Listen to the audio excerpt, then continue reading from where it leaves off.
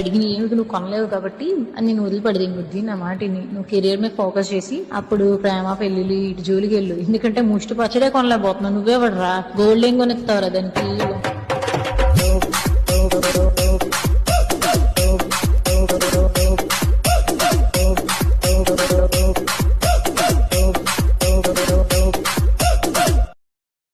ఆ రోజు లిస్ట్ చూడండి, మాది 10,000 రూపాయలు కూడా ఉన్నాడు.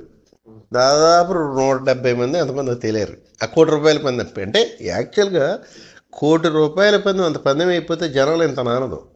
బేసిక్ కారణం అది. అసలు మెయిన్ మేము వేసిన కారణం ఏంటంటే, సరే రత్తయ్య గారు అట్లా అడిగారు, సరే మనం అక్కడే ఉంటాం, పందెం వేయడం పెద్ద ఇంపార్టెంట్ ఇదేం కాదు.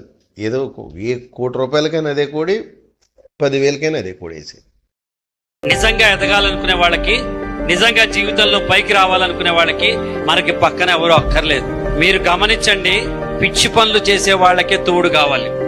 సిగరెట్ ఎవడు ఒక్కడే తాగడు, మందు ఎవడు ఒకడే కొట్టడు, దొంగతనం ఎవడో ఒకడే చెయ్యడు, స్టేజ్ ఎక్కి ఉపన్యాసం ఒక్కడే ఇస్తాడు, స్టేజ్ ఎక్కి అవార్డు ఒకళ్ళే తీసుకుంటారు, ₹1,00,000 కాంట్రాక్ట్ ఒకళ్ళే సైన్ చేస్తారు.